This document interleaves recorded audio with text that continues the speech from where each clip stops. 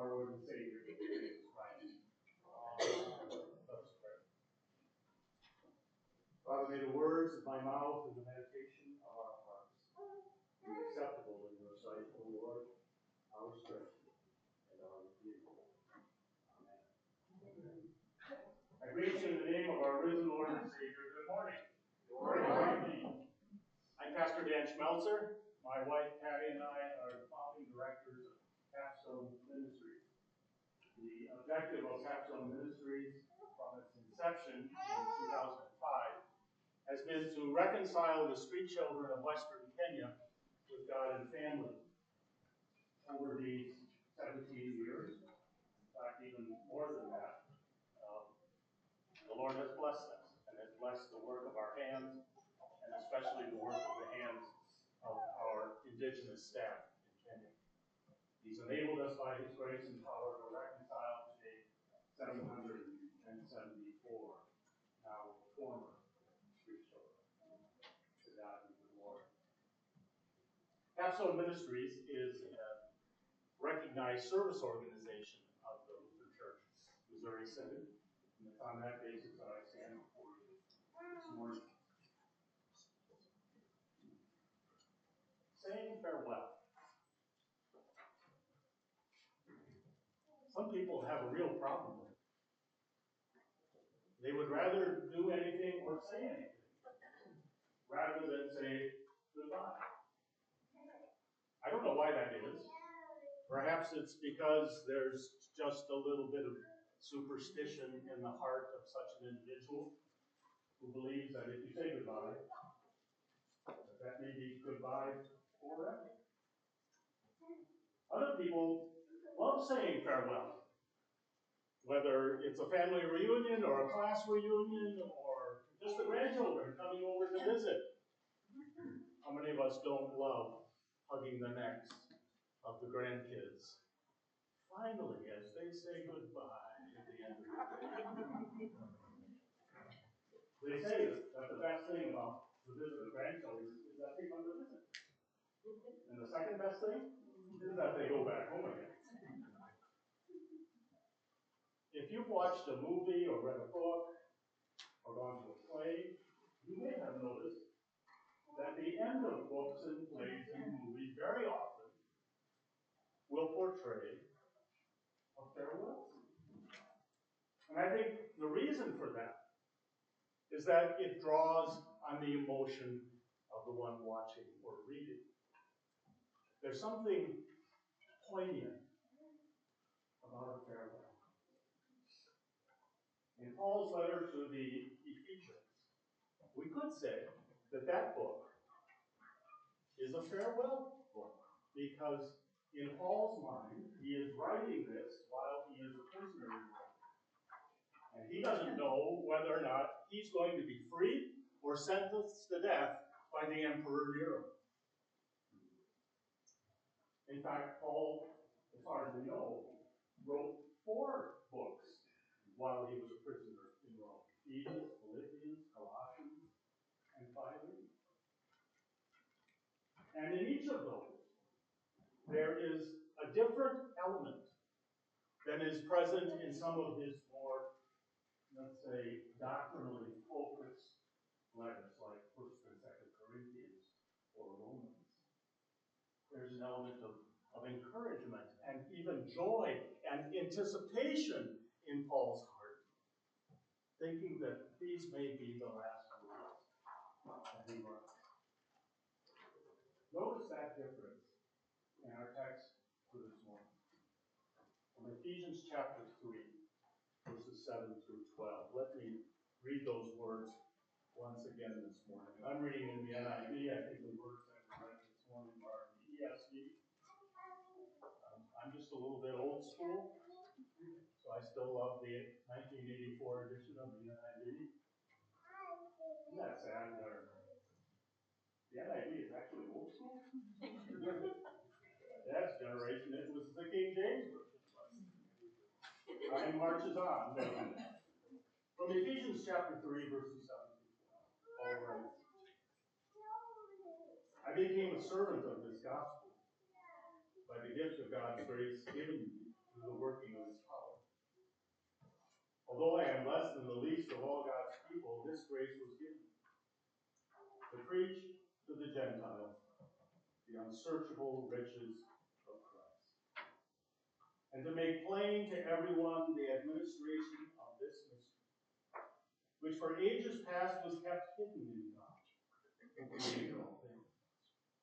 His intent was that now, through the church, the manifold wisdom of God should be made known to the rulers and authorities in the heavenly realms, according to his eternal purpose, which he accomplished in Christ Jesus our Lord. In him, and through faith in him, we may approach God with freedom and confidence. As I mentioned, Paul was a prisoner in Rome. In fact, he was kept a prisoner in Rome for 2 years. But it wasn't a dungeon. He had his own rented house, and perhaps it was the same centurion Julius who had accompanied to Rome who was actually guarding him. He was free to come and go as he pleased, and he did, visiting the house churches in Rome while he was there and while he was a prisoner, receiving visitors like Timothy, Silas, and the one who carried the letter to the church in Ephesus. For 2 years, he remained a prisoner. Some believe that after those 2 years, he was sentenced to death by Nero and was decapitated. There are others, and I happen to be one of them, who believes that Paul was free. And later, when Rome burned in 64 AD, Nero went on a rampage against Christians and arrested Paul again and had him executed in 66. He wrote this letter to the Ephesians, the church in Ephesus, a town well known throughout the empire. In fact, it was the provincial capital, the Roman provincial capital of the province of Asia. It was a magnificent city. It sat on the Cayster River, which served as a harbor into the Aegean.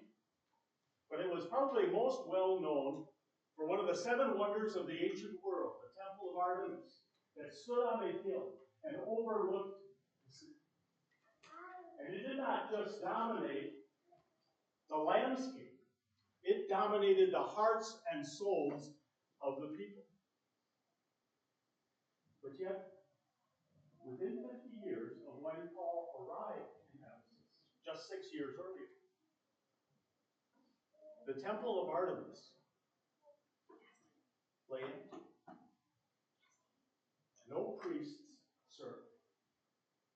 Completely empty. Now, the Temple of Artemis had dominated the heart and soul of the people of Ephesus. What could possibly have happened within 50 years that would have completely removed the worship of Artemis? What kind of message would fill the hearts of the people in that city that would cause them to abandon what they had worshipped there for almost 600 years? It was nothing less than the gospel of Jesus Christ. And what Paul and John, who spent nearly 40 years of ministry there, had proclaimed in the city. It was also the city where Paul and John and Aquila and Priscilla had taught and had actually trained evangelists to go out into the province of Asia. Those same cities that are mentioned in the book of Revelation. The gospel went to them because of what Paul and John and others had proclaimed. Not just themselves, but to others whom they had sent. When Paul begins the text that's before us today, it is evident that something is going on in his heart. He demonstrates a humility that dominates many of his letters. he repeats a theme which he mentions several other times.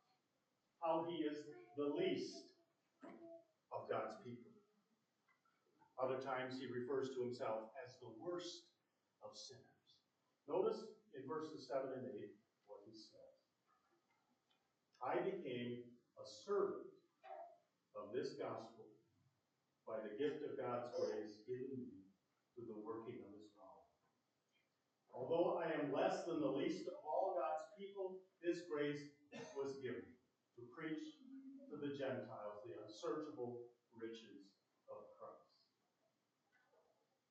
The least of all God's people. When you think of the Apostle Paul, is that how you think of him? On a human level, at least, Paul dominates the New Testament.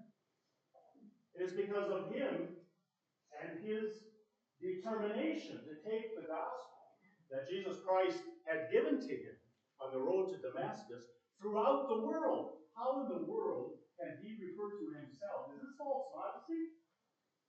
Calling himself the least of all God's people? In a human sense, we would say he's the greatest evangelist that the New Testament has ever seen.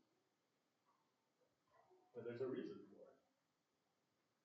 He recognizes that what he is and the message that he proclaims does not come from him and was nothing that he had earned. In fact, if there's anyone who had not earned, was not qualified to proclaim the gospel, it was Paul.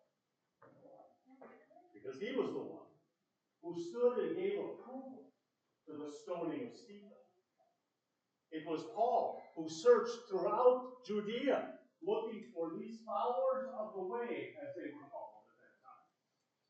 Brought them back to Jerusalem to stand trial in the Sanhedrin, and we could even say, witnessed their death.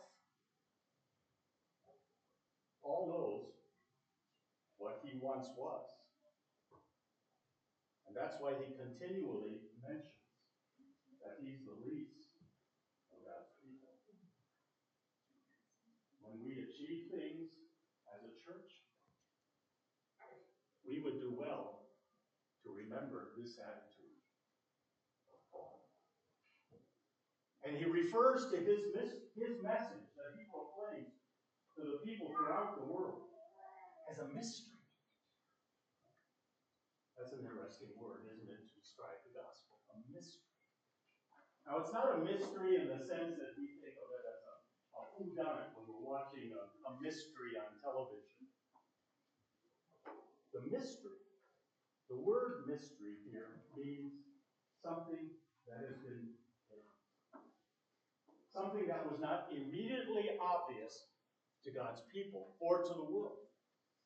And that mystery, the nature of it, was in how God was going to deal with the failings of man. You see, up until this time, all the pagan cultic worship was about fear. You worshipped one of the pagan gods, whether it was in Egypt or Babylonia or Greece or Rome. It was all about fear. You made a sacrifice in an attempt to coerce the gods to bless you. And if you had not lived up consistently to what you were supposed to do in the community, you were fearful of how those gods were going to respond. Now here comes Paul with a message that has nothing to do with you. This was unique in the mind of that time, of the first century. God, in his wisdom and in his love, sent his only begotten Son into the world to absorb the sin of mankind and the punishment that man deserved. This was a unique message, especially in the minds and hearts of the Gentiles to whom Paul had been commissioned. Suddenly, they would have a sense of confidence in their relationship with their God. You mean I don't have to be afraid? You mean this is not about manipulating the God to bless me? He'll bless me because that's his nature. Imagine how that must have touched the hearts of the Gentiles of today, who were used to nothing less than fear. And they accepted the message in droves. They took that message and proclaimed it to their family, to their communities. And they bet their life on that message. See, there was a man sitting on a throne in Rome who made it his business to exterminate this new faith that was beginning to spread throughout his kingdom. And when he captured those who trusted in this Jesus, he would dip them in pitch and put them on poles and light them on fire while they were alive, just to enlighten his garden bodies. Imagine such a context in which one lived. And they didn't turn their back on what they believed. They willingly gave their life rather than surrender the God they had come to know. That's salvation. That's faith. Imagine the farewell words that the parents of children gave to their children as they were carried off to prison and to death. Needless to say, we face no such challenge today. We're able to gather freely here, aren't we? Or did you see a police blockade just outside the church today, asking for your ID and what you're going to do inside that door? We're free to share this message with the people that we love. You don't have to watch for someone looking in a window when you bow your head at night to pray with your children or with your grandchildren.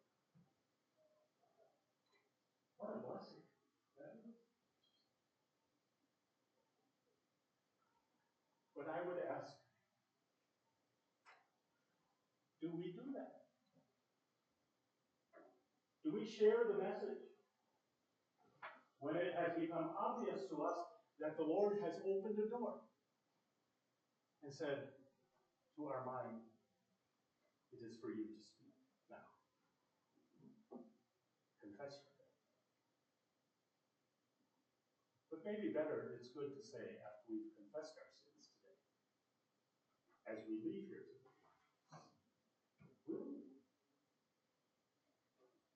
will we dedicate our lives to the proposition that we are on this spinning globe for just a short time, and that there are people in our community who do not call Jesus Lord? Not just far away in Henry, where we've served for 20 years, but right here in Phelps. Do you know people next door who don't know Jesus? May the actions of those martyrs of the first century continue to testify to the truth. That life is lived best when Jesus loves.